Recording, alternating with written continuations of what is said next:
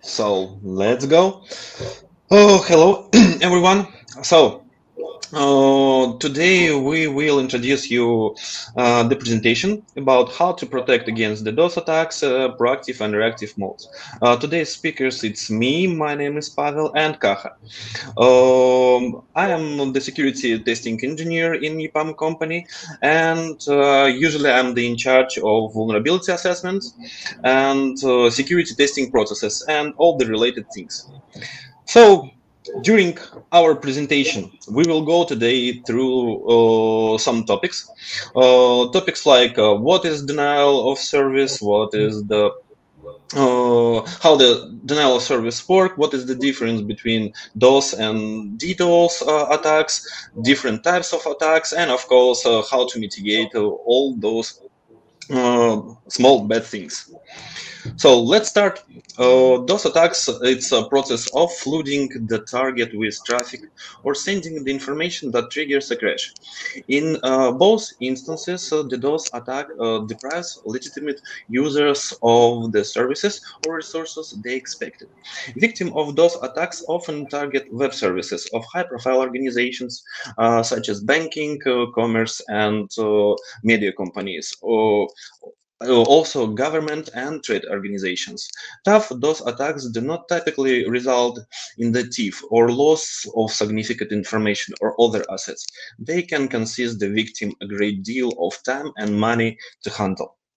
The difference between regular and distributed denial of service are substantive. In the DOS attack, an attacker uses a single internet connection to either exploit a software vulnerability or flood a target with the fake requests, usually in an attempt to exhaust the server resources, for example, memory or CPU. On other hand, distributed denial of service DDoS attacks are launched from the multiple connected devices that are distributed across the internet. And these multi-person,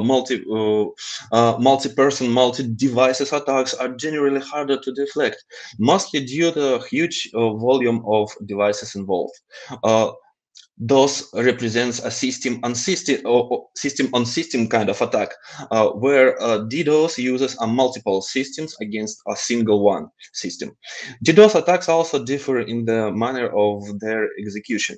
Broadly speaking, denial of service attacks are launched using homebrewed scripts or DOS tools. For example, tools like low orbit ion cannon, Hulk tool, or HPink utility. While DDoS attacks are launched from botnets, large clusters or connected devices. For example, it can be cell phones, PCs, rogue IO devices, and etc., infected with the malware that allows remote control by attacker. So how the DOS attack works? We might see the internet as cyberspace of infinite possibilities, but web servers and channels that connected to the through the internet and other network resources have a finite, limited number of requests and capacity. If this number is exceeded, usually by the hand of malicious actors, the responses to the request and request that legitimate users launch will be much slower, or the requests themselves might be totally bypassed, which actually represent the goal of denial service attacker. Speaking of attacker goals, they do DDoS for a variety of reasons. For example, to discredit a business. It might be a competitor's. To ask for a payment before stopping the attack, almost like ransomware offenders do. Such attack can affect customer experience since the customer might not be able to access your company website or mobile application. Affect the revenue because retail site or apps downtime will make purchases impossible. Affect the workflow because a DDoS attack will leave employees unable to access the email and the other online resources they need to get their work done. Affect your brand reputation because customers and business partners might think twice before connecting with you if you cannot ensure your business is secure. So, on previous slide, we mentioned about the botnets. So what is it? A botnet botnet is a collection of hijacked connected devices used for cyber attacks that are controlled remotely with some kind of control center. These typically include personal computers, mobile phones, unsecure IoT devices, and even resources from public cloud services. Attackers use malware and other techniques to compromise a device, turning it into a zombie in the attacker botnet. Botnets enable attackers to carry out DDoS attacks by harnessing the power of many machines and obscuring the source of the traffic. Since traffic is distributed, it's difficult for security tools and teams to detect that DDoS attack until it's too late. And now the right time to describe types of DDoS attacks.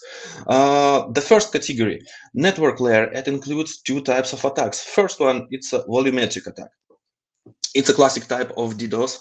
These attacks employ methods to generate massive volumes of traffic to completely saturate bandwidth, creating a traffic jam that makes it impossible for legitimate traffic to flow into or out of the target site. And protocol attacks are designed to eat up processing capacity of network infrastructures like servers, firewalls, and load balancers by targeting communications with malicious connection requests. And the second category is the more sophisticated DDoS attacks, which exploit weaknesses in the application layer by opening connections and initiating processes and transactions requests that consume finite resources like disk space and available memory. For example, of network layer attack, it can be provided the attack on the Azure. The last August, August actually, this year, it was observed 2.4 terabytes per second DDoS attack, which was targeting an Azure customers in Europe. This was highest volumetric attack previously detected on Azure. And also, we would like to review DNS amplification attack as very popular attacks nowadays. Mainly, amplification attack is an attack that used to magnify the bandwidth that is sent to a victim. Just a high level of the how DNS works. When a user types somesite.com into their browsers, DNS is the internet service that accepts that request, finds the IP address assigned to that domain name, and sends back to the browser so the client can connect to the website. But the attacker can craft DNS requests in the way that amplifies the size of the response. As example, by requesting not just IP address, but information about the entire domain. So the response might include details about the subdomains, backup service, mail service, aliases, and many more. And suddenly, a 10 bytes DNS request could generate a response that is 2 times or even 5 times bigger. So what is wrong on this screen? The DNS response are being sent back to an attacker, not to the intended victim. But attacker can spoof the source IP address to the victim's one. This strategy hides the attacker identity and ensures that all responses from the DNS resolver will be sent to the victim system instead of attackers. And remember, DNS relies on UDP. Since it's fast because its primary job is to relay messages back and forth between sources and destinations, and it doesn't do other tasks like guarantee delivery or validating data. In this way, the DNS resolvers are acting as reflectors, returning responses to a victim that never request anything. And finally, attacker will send multiple DNS queries and likely will use multiple DNS resolvers to carry out this attack. A little bit of history. Probably the first ever DDoS attack was executed by David Dennis, a student of the University of Illinois High School.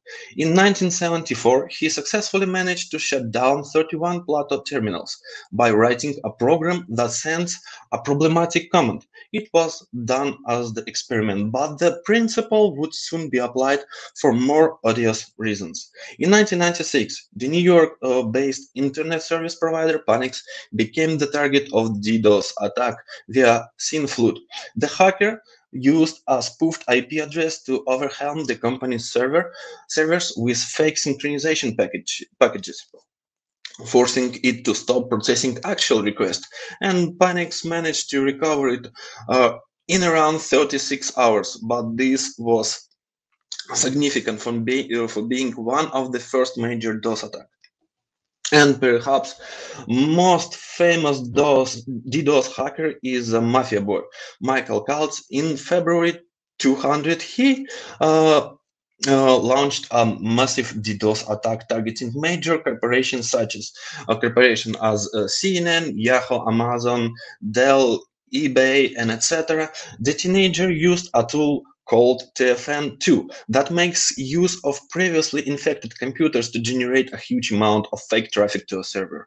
In order to stay undetected, the tool also featured with encryption utilized by the standard network communication protocol. Also, as I mentioned previously, on August this year, it was observed a huge DDoS attack with amount 2.4 terabytes and targeting the Azure customers in Europe.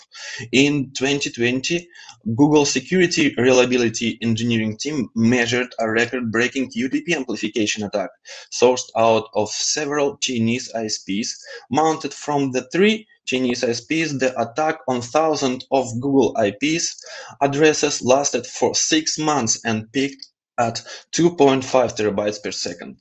AWS was hit by DDoS attack in February 2020, and it was most extreme DDoS attack ever, and it targeted AWS customers using a technique called connectionless lightweight directory access protocol reflection.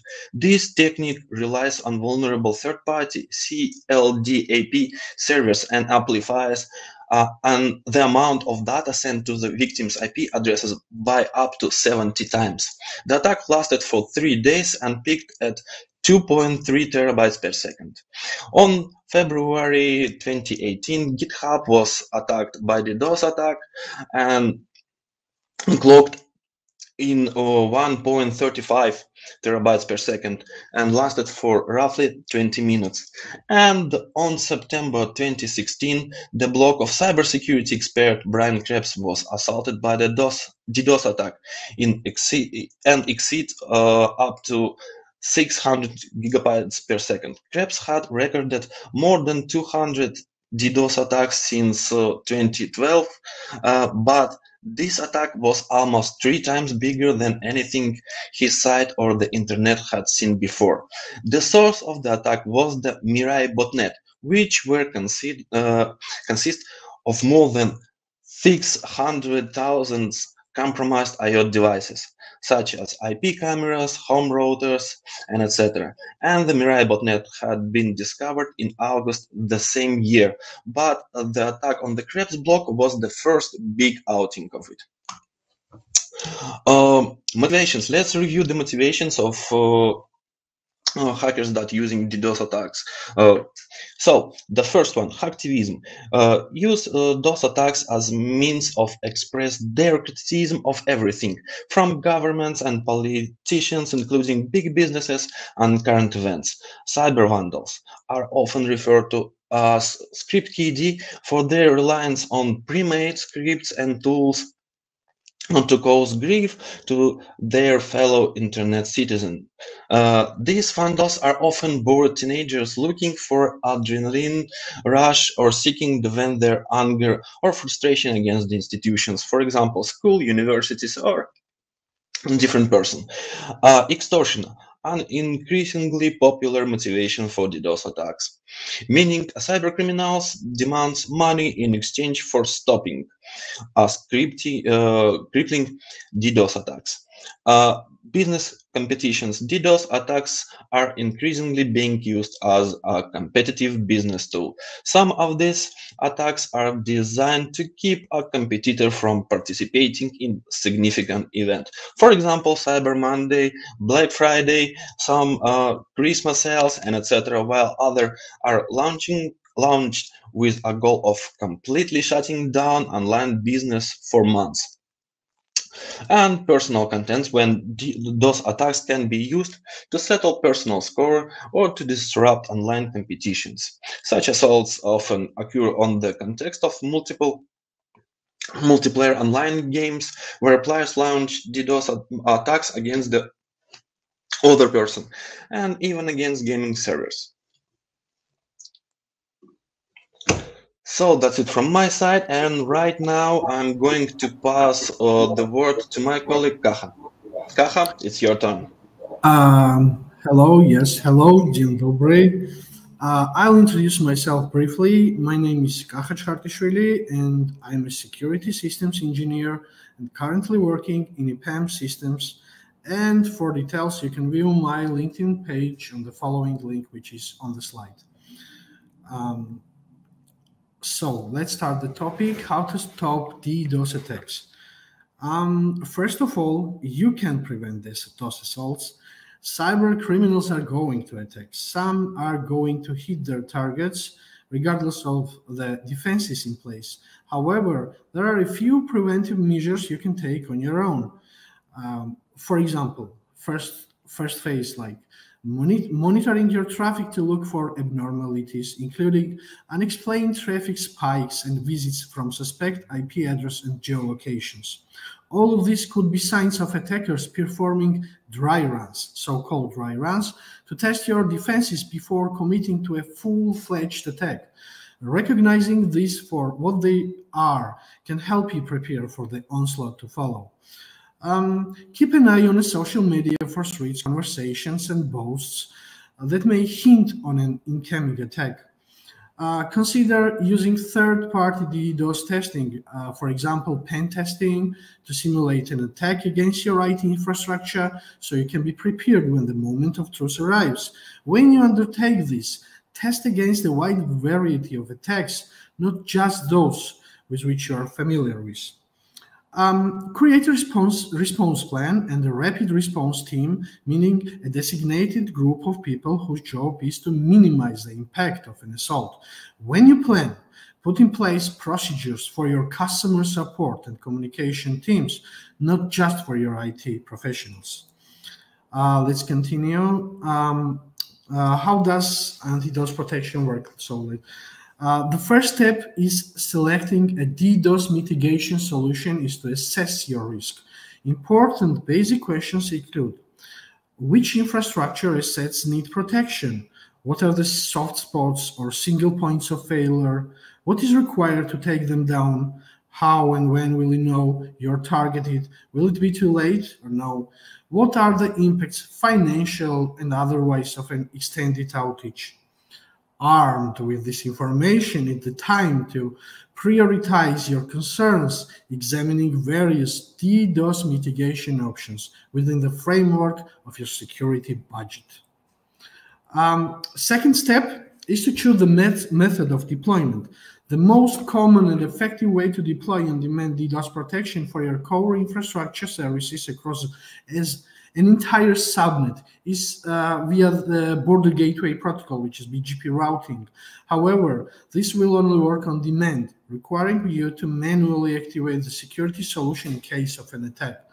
Consequently, if you are in need of always-on DDoS protection for your web application, you should use DNS redirection to reroute all website traffic like HTTP or HTTPS through your DDoS protection provider's network, usually integrated with a content delivery network. The advantage of this solution is that most CDNs offer on-call scalability to absorb volumetric attacks. at the same time minimizing latency and accelerating content delivery. Next slide, please. Dealing with network layer attacks requires additional scalability beyond what your own network can offer. Consequently, in the event of an assault, a BGP announcement is made to ensure that all incoming traffic is routed through a set of scrubbing centers. Each of these has the capacity to process hundreds of gigabits worth of traffic. Powerful servers located in the scrubbing centers will then filter out malicious packets, only forwarding the clean traffic to the origin server through a GRE tunnel. GRE, which is a generic routing encapsulation. This method is a mitigation. This provides protection against direct-to-IP attacks and is usually compatible with all types of infrastructure and communication protocols like UDP or SMTP, FTP, voice over IP, and so on and so on. Mitigation of application layer attacks relies on traffic profiling solutions that can scale on demand, while also being able to distinguish between malicious bots and legitimate website visitors.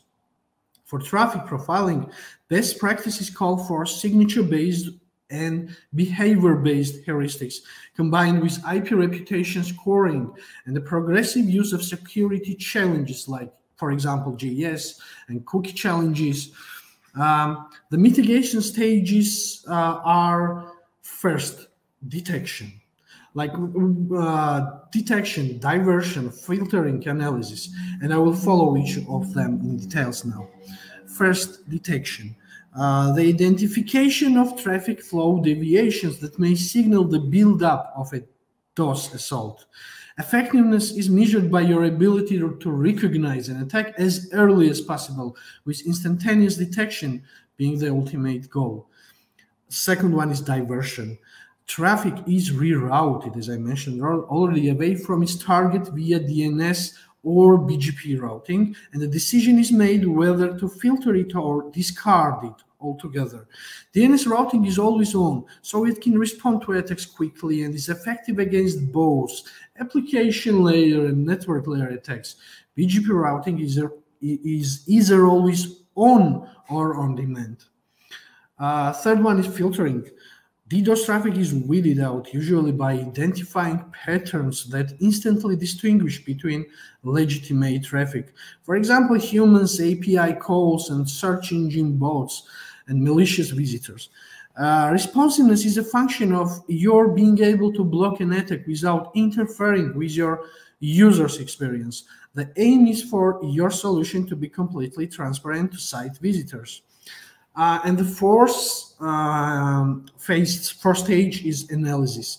System logs and analytics can help gather information about the attack, both to identify the offenders and to improve future resilience.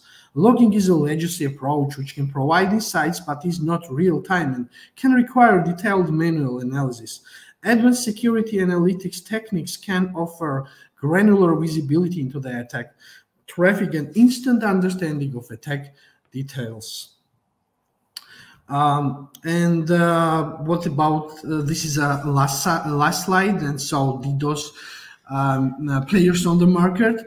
And so, as you see, there are a lot of vendors who provide DDoS protection mechanisms for clouds and on-premises, free and paid, and there are several reasons, not to list all of them, because they are quite a huge amount of them, and they differ with their, besides they differ with their technology concepts and problem-solving approaches.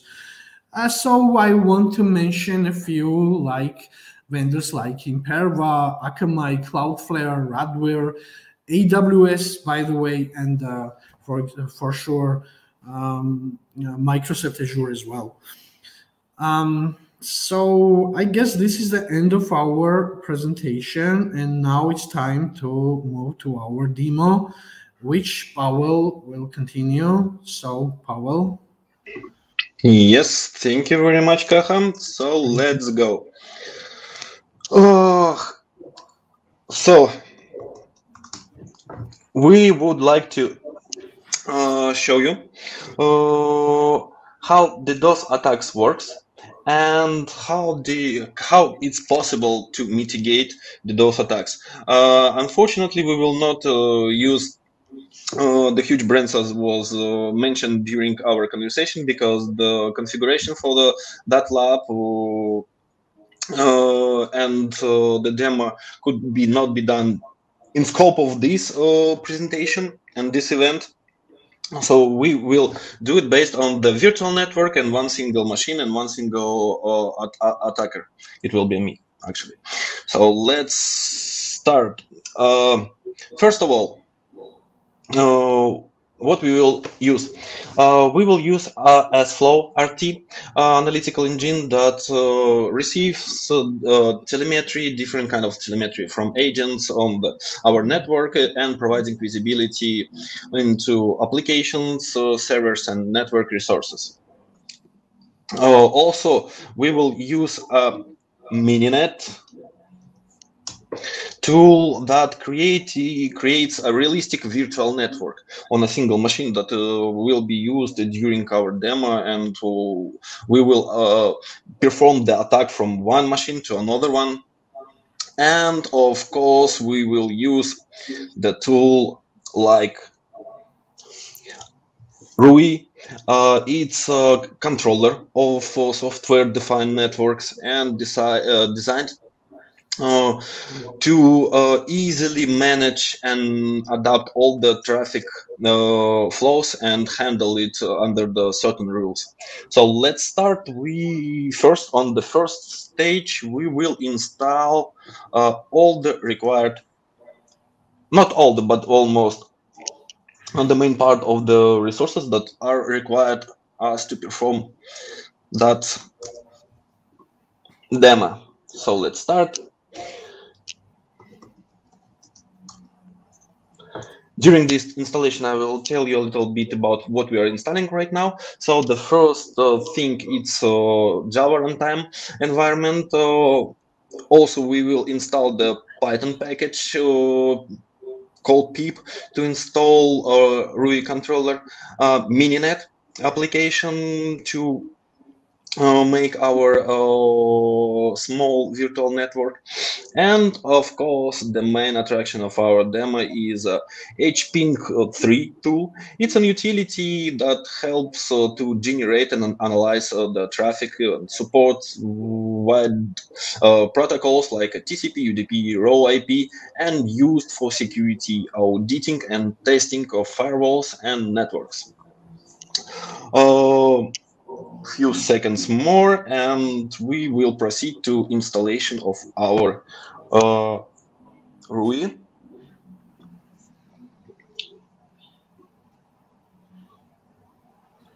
So it's done.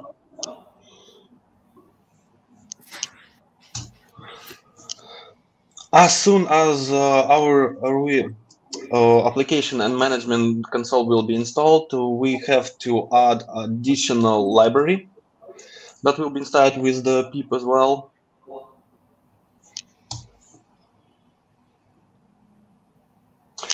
So almost all things are done.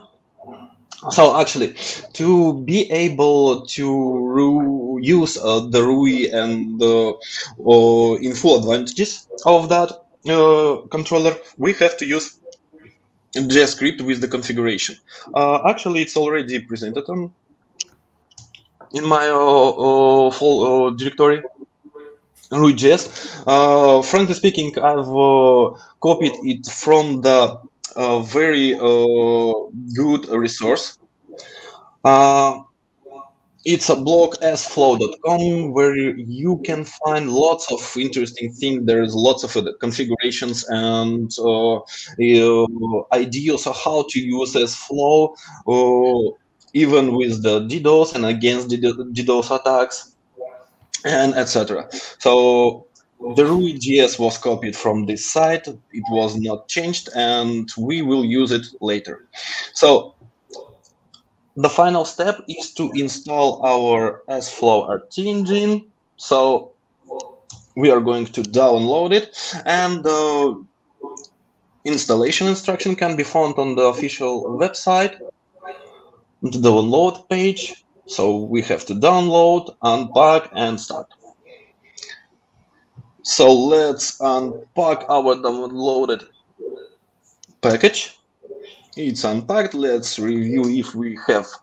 Yes, we have a directory where this package was unpacked. And on the last step, as you remember, we installed Mininet. Right now, we have to integrate that Mininet into our SFlow RT engine. So it will take a few seconds. It's done.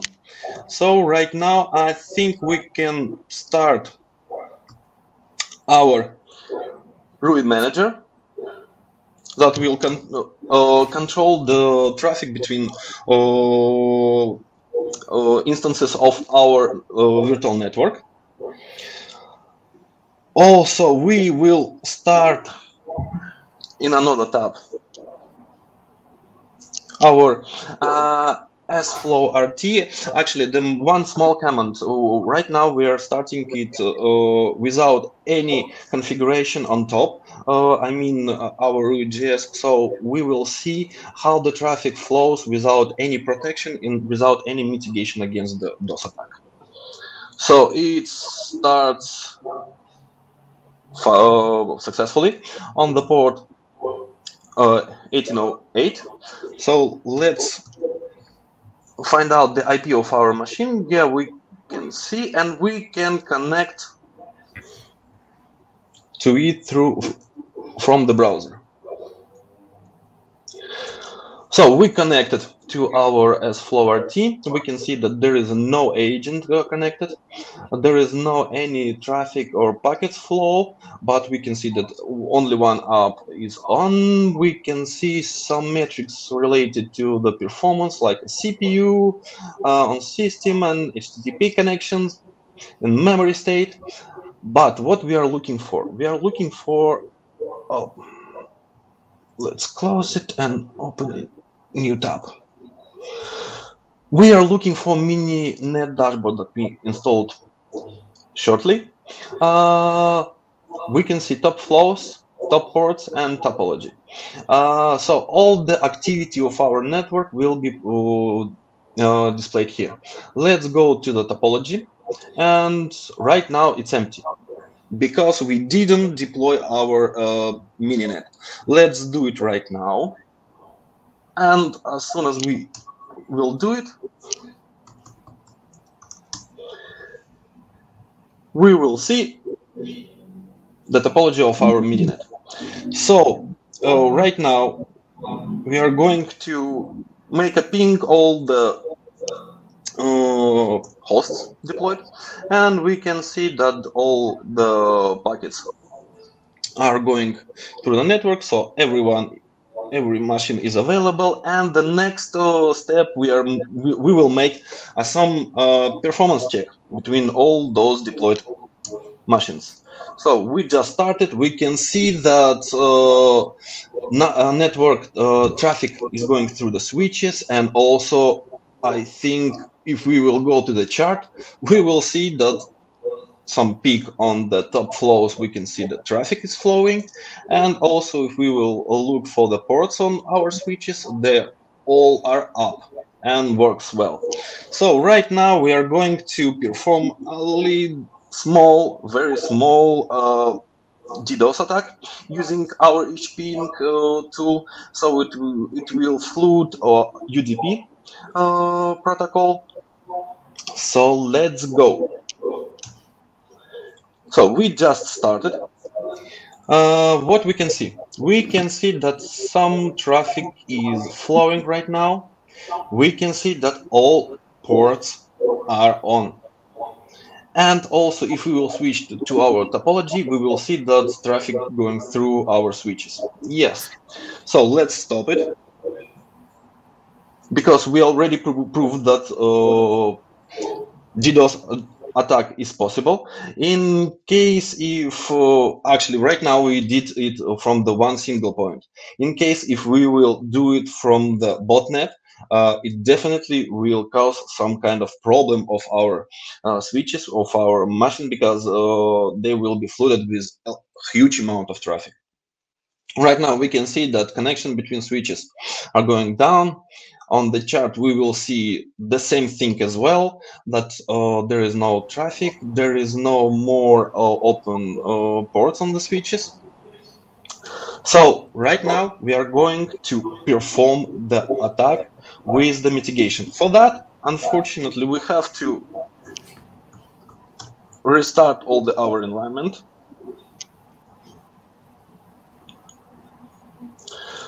So let's start once again, RUI Manager, with the same configuration as previous, but our SFlowRT will be started with additional configuration.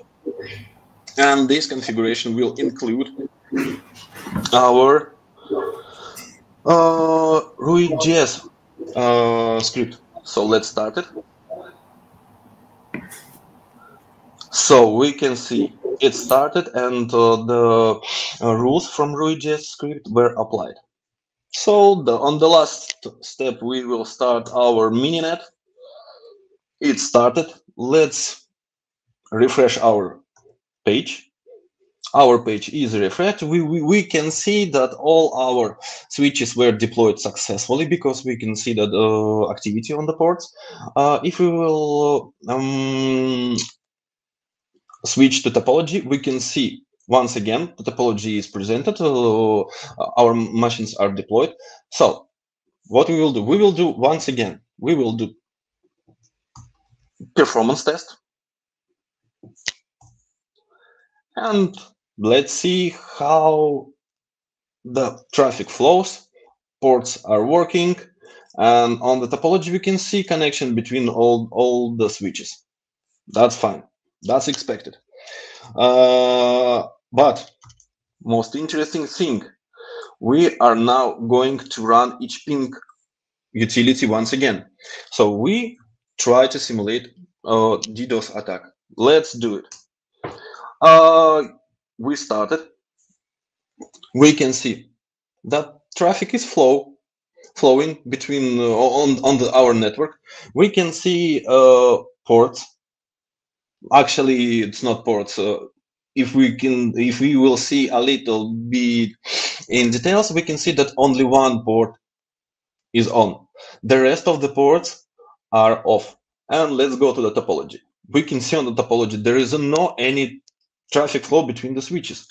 And if we will look closer to our SFlowRT engine, we can see that our API was blocked on the port 53 because the UDP port were in charge sending that.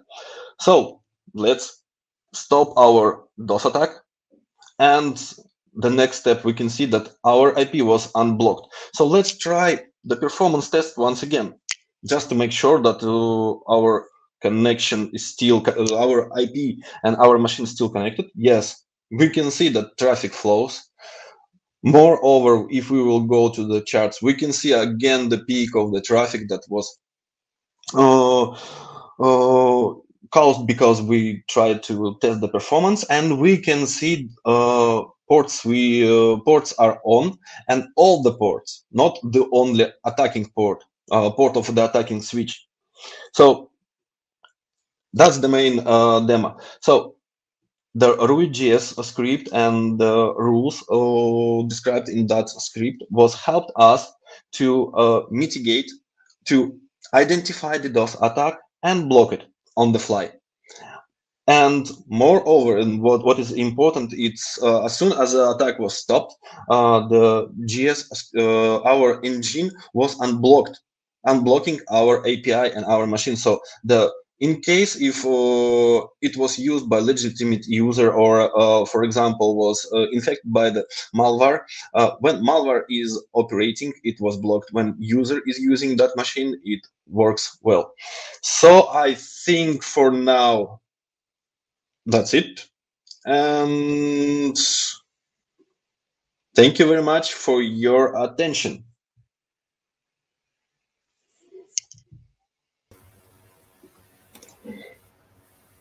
Thank you, guys. Thank you so much. Okay, I don't see a question now.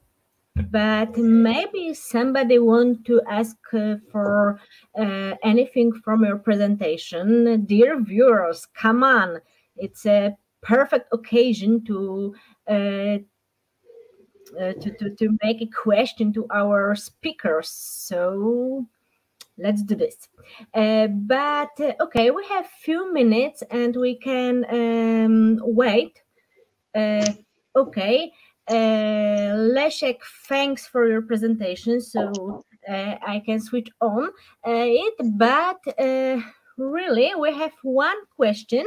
But before I switch on it, I have one question to you. Guys, could you tell me what kind of DDoS protection deployments models exist? You have switched on a microphone. Yeah, sure. Sorry for that. Yeah, I can answer this. There are three, not mainly, but there are three types of deployments, and they depend on you, your risk profile, and the expected attack type. This is the cloud-based mitigate DDoS attacks via scrubbing centers that catch traffic before it reaches your network. It requires no installation of on-site hardware. It's an on-site, and the on-site appliance examines traffic as it reaches your network. It can be better at detecting stealthy low and slow attacks, and hybrid, which is a mix of cloud and on-premises approaches for the best of both worlds. The on-site appliance can signal the cloud company to take over if it becomes overwhelmed. So basically the three: cloud-based, on-site, and hybrid, like most of them. And I think thank you so much, Kakha, for your answer. And now I can switch on the question from Anna. Could you read it and answer? Yeah. Hi, what about AWS? How to best protect it from DDoS attacks? It's a good question. Pawel, can I answer? Yeah, sure. Yeah, okay. The main player in securing AWS from DDoS is AWS Shield, which is provided as free and paid services. Standard provides protection from layer 3 and 4 attacks like SYN floats, UDP floats, reflection attacks, and others to support high availability of your applications. Shield Advanced provides more enhanced protection against more sophisticated and larger attacks than the standard one. Also, monitoring of network traffic and application to provide near real-time notifications. And you are able to be supported by Shield response team. And there are a bunch of differences between these two, and it's better to refer to AWS white papers for details. Besides, there are several services which you might use as protection, like Amazon CloudFront, Global Accelerator, Web Application Firewall, Amazon Route 53, load balancers. It depends on what kind of architecture you got and what kind of layer defense you are building. And yes, I have to mention that Advanced Shield, which I mentioned already, costs, as I remember, about $3,000 per month. Yep, it's not cheap, but still it depends on your circumstances. Maybe that is worth it or not. So you have to choose, is it worth it or not? I think that I answered your question. So. Thank you, Kakha, again. Guys, Anna asked the question which I wanted to ask too, so I haven't got more question for you, and I don't see any more questions from chat. Oh, just a second. I can see this. Yeah, one more question from Anna. Which tool, Anna? What do you mean for offensive or defensive tools? Which tool? What do you mean? In case of offensive, there are too many to just list them. And in case of defensive, there are too many vendors, which was in our presentation. Like I recommend, for example, Imperva. On the defense side is this is almost one of the best solutions. Like AWS, generally all the cloud solutions, I think they can protect your network or your assets quite good.